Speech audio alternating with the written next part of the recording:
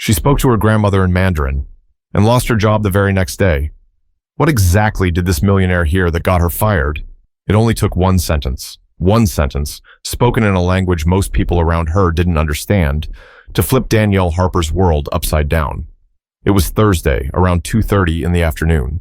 Lunch rush had just died down at Juniper and Ash, a sleek, high-end fusion spot in the center of Santa Monica. The kind of place that charged $34 for a seared scallop and made you wait 2 weeks for a 6:45 reservation on a Tuesday. The lighting was warm, music low, plates were like art pieces, and the customers, mostly the kind who wore custom watches and didn't ask for prices, expected silence, smiles, and perfection. Danielle stood near the bar, wiping down an already spotless tray with a cloth. She wore the black button-up and apron like armor, had done so for the past 3 years. She was quick, professional, always pleasant, but never fake. The regulars knew her name. Some of the staff called her the Wall because nothing rattled her. Not drunk guys, not broken glass, not even rude customers who refused to make eye contact. But what happened that day wasn't about broken rules or bad service. Danielle's phone vibrated once. She glanced down. Popo, her grandmother, was calling from Taipei. That was unusual. She only called during emergencies or birthdays. Danielle stepped just behind the service wall, tucked between the wine rack and the espresso machine, and answered in Mandarin. Her tone was soft, respectful. A few quick sentences, checking on her grandmother's health, something about a doctor's visit, a medication mix-up. It was no more than 30 seconds. Then she hung up, tucked the phone away, and went back to clearing a corner table.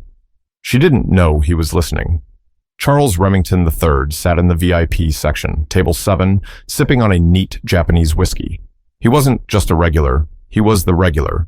Tech investor, local power player. He liked control, he liked consistency. He liked being served by the same people who knew to refill his water with 2 cubes of ice, not 3. Danielle had waited on him at least 15 times before. Never had an issue. Until now. That day, something shifted. He watched her. Not with curiosity, more like suspicion. A flicker of disgust passed through his face, so quick you'd miss it if you blinked. He didn't say a word, but the next morning, Danielle was out of a job. And here's where things start getting strange. Danielle Harper wasn't flashy. She didn't need to be. At 27, she'd figured out exactly how to blend in while still being excellent at what she did. 5 days a week, she showed up early to Juniper and Ash, hair in a low puff, no makeup except for chapstick, and maybe some concealer if the dark circles were loud. She kept her head down, her eyes up, and her mouth closed, unless she was greeting a guest. Outside of work, Danielle lived in a rent-controlled 1-bedroom off Pico Boulevard with plants she talked to and a laptop full of half-written poems. Her free time went to her popo, her grandmother, who raised her after her parents passed in a car accident when she was only 7. Popo had taken Danielle to Taiwan when she was a child, raised her on green onion pancakes and soap operas, and taught her Mandarin alongside love and discipline.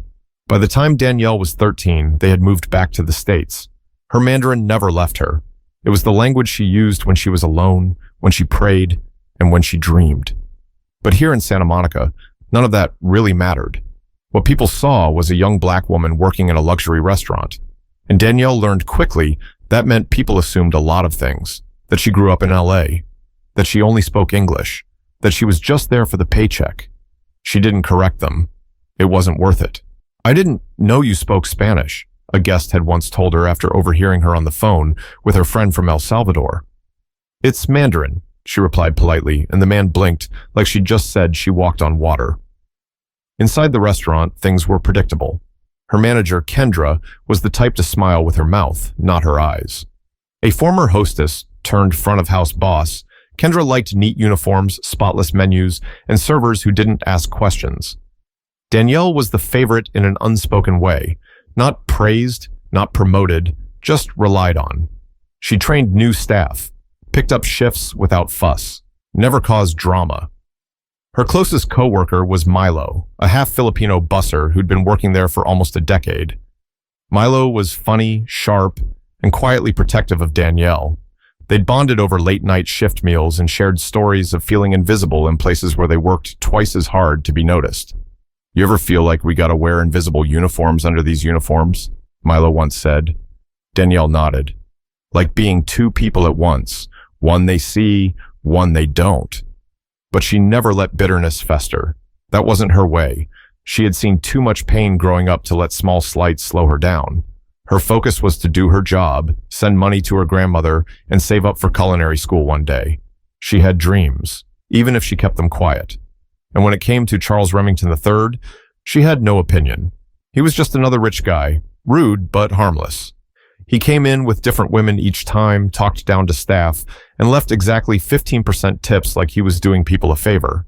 But Danielle never let it get to her. Until that Thursday. It had been a slow shift. Rain had scared off the usual lunch crowd. Only 2 tables were occupied. One was a couple arguing about a prenup. The other was Charles, sitting alone, watching the rain roll down the glass window like it offended him. Danielle didn't notice his gaze as she answered the call. She didn't think it mattered. She spoke softly, kindly, not gossiping, not being rude. Just a granddaughter checking in, but Charles didn't like it. And Kendra was always 2 steps behind him, trying to please him like he had the keys to the whole restaurant in his pocket.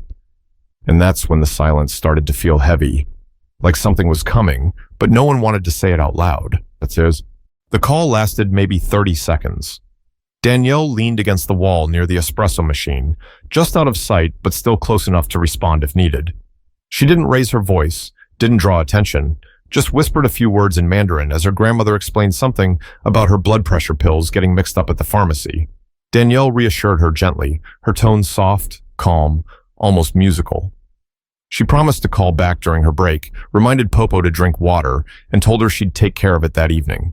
Then she hung up, slid her phone back into her apron, and headed straight toward table 6, where someone had just asked for a refill on sparkling water. But table 7, the VIP table, wasn't empty. Charles Remington III had seen everything. From the angle where he sat, he had a clear view of Danielle. He was leaning back in his chair, arms crossed, his whiskey untouched in front of him. His face? Stone cold. Danielle didn't catch the way he stared. Not at first. She was focused, moving from one table to the next, like she always did. But Milo saw it. He stood by the bar, stacking napkins into neat squares, his eyes darting between Danielle and Remington like something wasn't sitting right. The air shifted. It was subtle, like a room where someone turned off the heat without warning. Danielle came by Remington's table, ready with her usual calmness. "Would you like another drink, Mr. Remington?" He didn't answer immediately, just looked at her, measured her. Then slowly he said, "Didn't know this place hired spies." Danielle blinked. "Excuse me? You speak Chinese now?" he asked, with an edge in his voice. "That's what that was, right?" She paused. "Yes, I was speaking to my grandmother." He scoffed. "Right, sure." Danielle didn't know how to respond. What was that supposed to mean? "If you're gonna have secret phone calls during work," he added, leaning in slightly, "maybe make sure the language is a bit more familiar." She stiffened. "I stepped off the floor, and it was a personal call. I'm sorry if it disturbed you." He didn't say anything else, just waved her off like she was a nuisance. She walked away slowly, not out of fear, but because she didn't want to escalate anything. Milo was watching her now, eyebrows raised. He mouthed, "What was that about?" Danielle shook her head. The rest of her shift passed like wet concrete. Slow, heavy, uncomfortable. Remington didn't call her back. Didn't complain. Just sat there for another 30 minutes, typed something on his phone, signed his check, and left without a glance. And Danielle? She tried to pretend it was nothing. Maybe he was having a bad day. Maybe he didn't like hearing a language he didn't understand. People like him were fragile in strange ways. But when she clocked out, Milo caught her by the lockers. "That was weird, D." "What?" "The way he looked at you, like you were speaking some alien code." She zipped up her hoodie. "People get weird when they can't label you. You think he's gonna complain?" She shrugged. "Let him." She didn't mean it like a dare. She meant it like a tired truth. Let him complain. Let him say whatever he was gonna say. She had done nothing wrong. That night, Danielle cooked dinner for herself and called Popo back. They laughed about something small. Popo asked about the weather in California, and Danielle asked about the market in Taipei. She went to bed early and slept fine. But the next morning, her name wasn't on the shift schedule. She thought it was a mistake at first, maybe a mix-up. Maybe she forgot she wasn't scheduled. But when she walked up to Kendra's office, something was already off. The door was slightly open. Inside, Kendra sat with a folder in front of her, eyes darting like she'd been rehearsing something. Danielle knocked. "Hey," she said. "I noticed I wasn't—" "Can you come in for a second?" Kendra said, not making eye contact. Danielle stepped in. The door shut behind her. And that's when she realized. This wasn't a scheduling error. It was something much worse. Danielle sat across from Kendra, her hands resting on her thighs, back straight. She wasn't nervous, at least not yet. But something about Kendra's energy made the room feel smaller. Kendra cleared her throat and reached for the folder like it was a shield. "So," she began, "I wanted to have this conversation face to face because I respect you." That was the first red flag. People don't say that unless something bad is coming. Danielle kept her face still. "Okay." Kendra hesitated. "We've been reviewing some concerns that were brought up regarding your conduct during yesterday's shift." Danielle blinked. "Conduct?" "Yes," Kendra said, opening the folder, though it was completely empty inside. "There was a guest who expressed discomfort with how you handled yourself, specifically the phone call you took during service hours." Danielle narrowed her eyes slightly. "I wasn't on the floor. I was behind the service wall. It was a quick personal call, nothing inappropriate." Kendra nodded like she was listening, but her expression didn't change. "It's not just about the call," she continued. "It's about how it was perceived. There were concerns about professionalism, brand image, communication." Danielle frowned. "Because I spoke another language?" Kendra finally looked her in the eyes, and that moment said everything. Guilt, hesitation, fear. "It's complicated," Kendra said. "Some guests don't like when things feel unfamiliar. So I'm being fired because someone was uncomfortable hearing Mandarin in a restaurant that serves Szechuan pork belly and Thai curry." Kendra flinched. "It's not personal, Danielle. You've been a great worker. But this is about maintaining a certain standard." Danielle felt heat rise in her chest. Not anger, but the kind of deep, aching disappointment that doesn't come with yelling. It comes with silence. With looking someone in the eye and realizing they don't have the courage to tell the truth. "This came from Charles, didn't it?"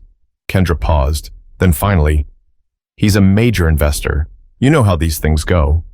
Danielle exhaled through her nose. She didn't argue. What was the point? "You could have defended me," she said. "You could have told him I did nothing wrong."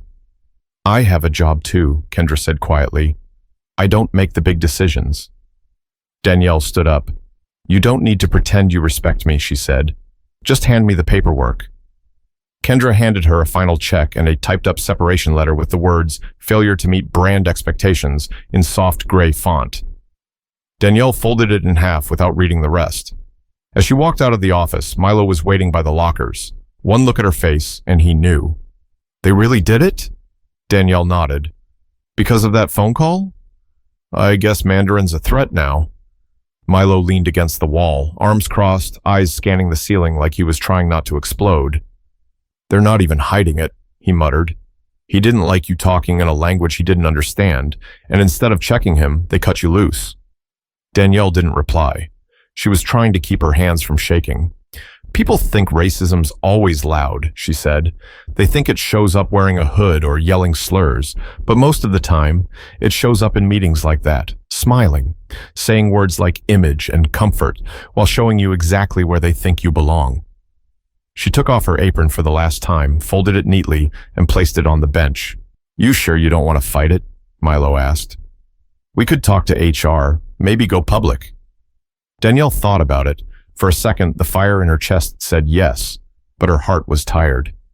"I need a day to think," she said.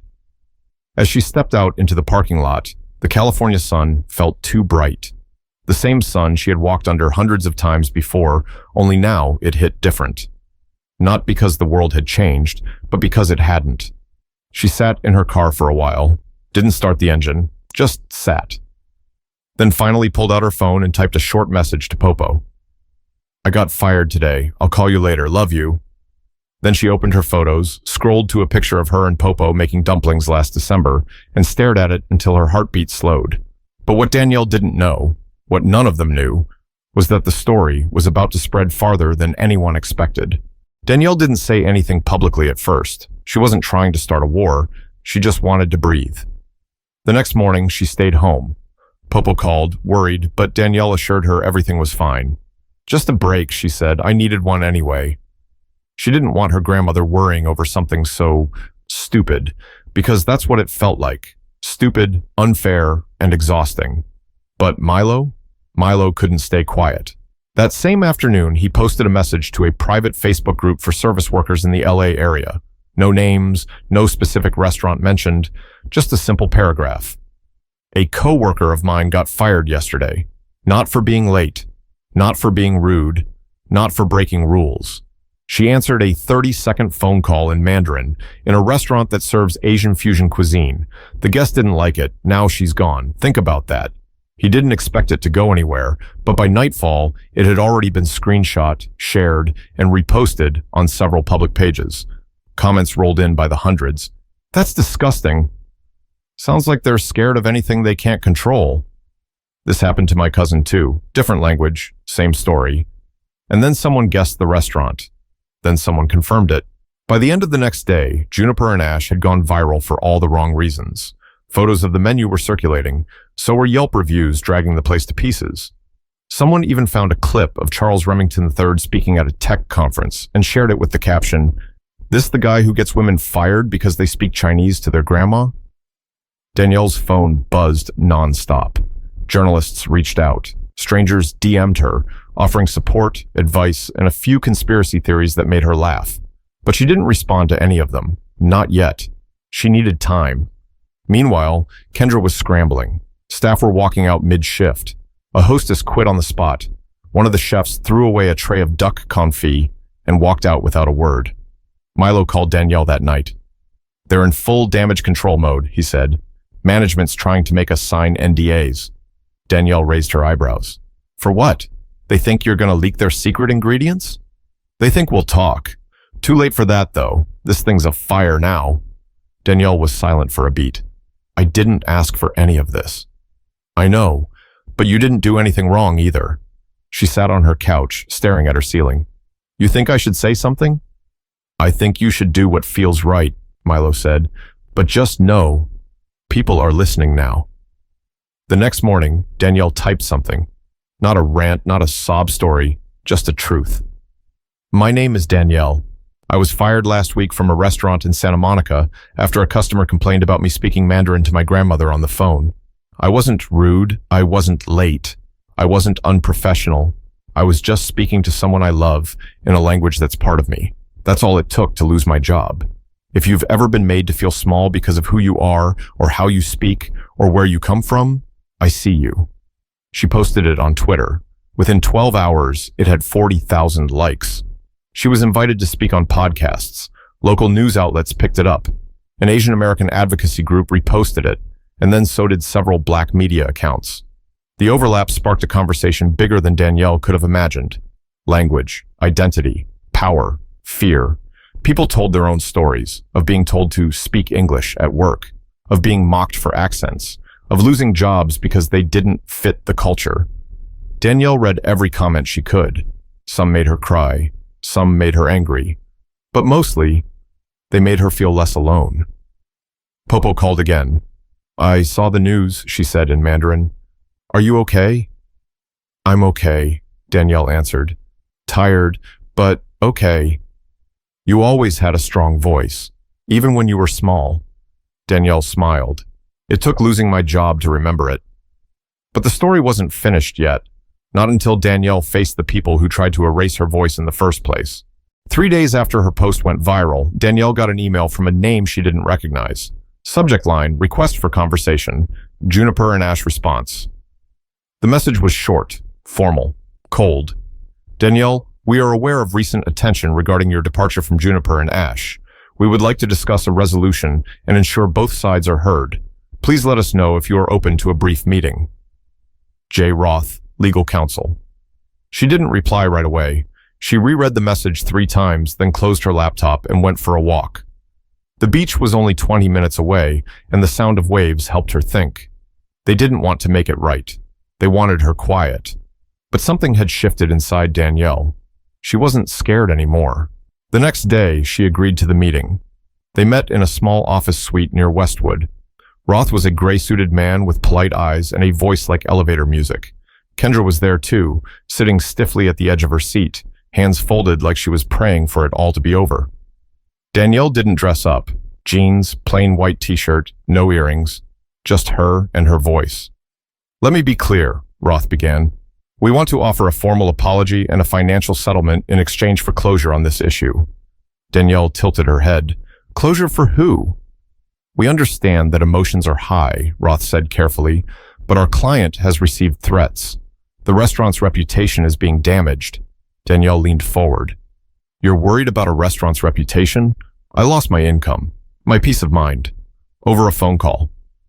"We're not here to debate the details," Roth said. Danielle glanced at Kendra. "You knew it was wrong, didn't you?" Kendra looked away. "I followed every rule," Danielle continued. "I never gave you problems, never showed up late, never disrespected anyone. But one rich man felt uncomfortable not understanding what I said, and suddenly I was a risk to your image." Roth shifted. "We are offering you 3 months severance and a statement of apology." Danielle let the silence hang. She stared at him so long he looked down. Finally she said, "I want the apology to be public. No NDA. I want you to admit I was let go because someone didn't like hearing me speak my own language." "That's not, or we don't have a deal." Roth hesitated. Kendra finally spoke. "We'll issue a statement," she said, voice cracking slightly. "You didn't do anything wrong. I should have spoken up. I just didn't want to lose my job." Danielle's voice was steady. "I did." That afternoon, Juniper and Ash posted a formal statement on all their platforms. "We acknowledge that the termination of Danielle Harper was handled in a way that did not reflect our values of diversity, respect, and inclusion. Speaking another language, especially one tied to family and heritage, should never be grounds for dismissal. We sincerely apologize to Danielle and the broader community. We are reviewing our internal policies and staff training moving forward." The comments were mixed. Some people applauded the apology, others called it performative. But Danielle didn't care. She had spoken her truth, and now it lived outside of her. A week later, she sat with Milo on a bench overlooking the ocean. "You did it," he said, passing her a cold soda. Danielle shrugged. "I didn't do it to win." "No," Milo said. "You did it so they'd finally see." She smiled, but it was a tired smile.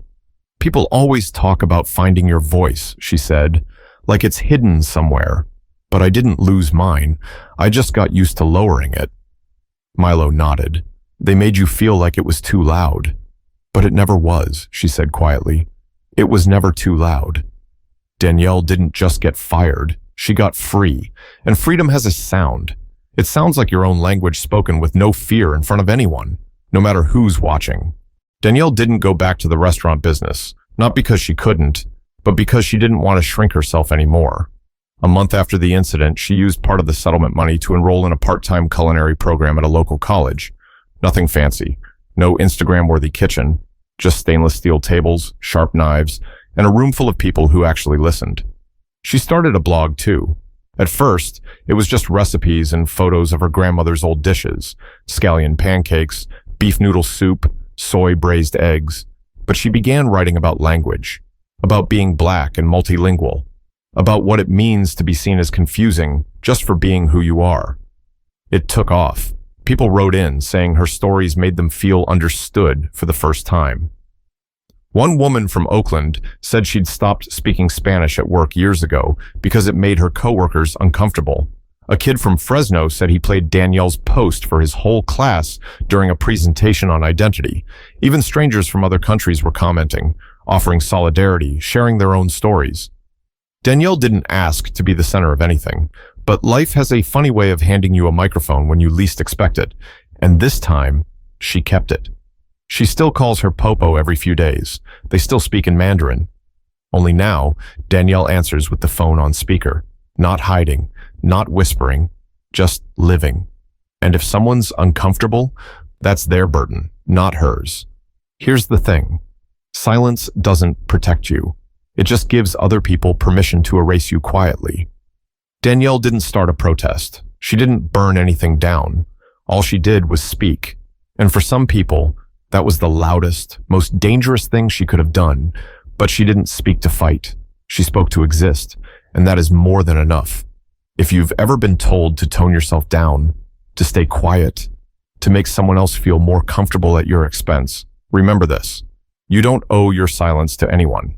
Not to keep your job, not to keep the peace, not to fit someone else's narrow idea of who you're allowed to be. Your story matters. Your voice matters. So speak. Speak loudly. Speak honestly. Speak in the language your heart knows best. If this story hit you somewhere deep or reminded you of something you've lived through, share it.